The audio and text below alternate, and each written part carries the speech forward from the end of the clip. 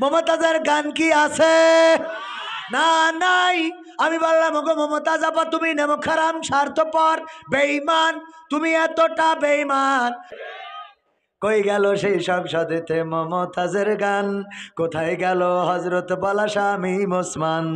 ইনু মেনন দীপু মনি আছে কারাগারে, বাপ করিলেও পাপ কখনো ছাড়ে কি আর তারে। কোথায় গেল স্পিকারের, কোথায় গেল স্পিকারের দৃষ্টি আঁকা বাঁকা? তাদের ছাড়া দেশটা এখন লাগে ফাঁকা ফাঁকা, ওদের ছাড়া দেশটা এখন লাগে ফাঁকা ফাঁকা। কোথায় গেল আরাফাত আর ব্যারিস্টার সুমন? কথা বলার সময় তারা করেনি ওজন। মুরগি কবির খাইছে ধরা, জাফর কোথায় আছে? গোপনে কি সেও গেল মোদি দাদুর কাছে? কোথায় গেল এ সালমের, কোথায় গেল এ সালমের কাড়ি কাড়ি টাকা?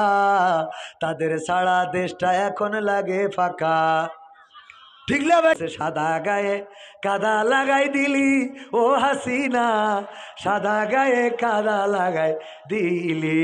ভুলাইয়া ভালাইয়া ওরে লিপলেট ধরাইয়া দিলি মোরে, ভুলাইয়া ভালাইয়া ওরে লিপলেট ধরাইয়া দিলি মোরে। এই সাদা গায়ে কাদা লাগাই দিলি ও হাসিনা, এমন করে বিপদে ফেলাইলি। ঠিক না বেঠে? ভাবে গাছে ও আমার দরদি, আগে জানলে, আগে জানলে তোর ভাঙা নৌকায় চড়তাম না। ও আমার দরদি, আগে জানলে, আগে জানলে তোর ভাঙা নৌকায় চড়তাম না। ভাঙা নৌকায় চড়তাম না, এই বিপদে পড়তাম না। ভাঙা নৌকায় চড়তাম না আর এই বিপদে পড়তাম না। ওরে বর্ডারেতে খাইলাম ধরা, পিসিটাও তো পাইলাম না।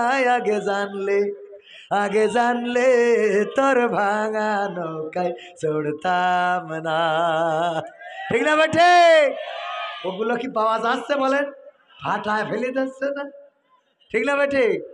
তো যাই হোক, তো এরপরে যারা একটু নিরাপদে আছে, এতদিন 16 বছর যারা বাড়াবাড়ি করিনি, ওদের মোটামুটি একটা নিরাপদের মধ্যে রাখিল। হঠাৎ করে আমার নেত্রী আবার বললো যে নাও হরতাল, অবরোধ, পোস্টার, লিফলেট এগুলো বিতরণ করো। এই ভালো মানুষগুলো, মানে ওই যে এক শিয়ালের লেজ কাটা, ও বুঝাচ্ছে যে এই লেজের আমাদের দরকার নেই, এইটু সবাই কেটে দেবে, জানেন কি না? তো এখন দেখছে আমরা যেহেতু দেশ ছাড়িছি, যে কটা আছে ওদেরও খুঁজে বের করি লাইন করতে হবে। এই জন্য হাতে ধরাই দিয়েছি লিফলেট। এখন লিফলেট বিতরণ করতে যাইয়ে অপারেশন ডেভিল হান্ট। ঠিক না ভাই? ঠিক। এইবার বলতে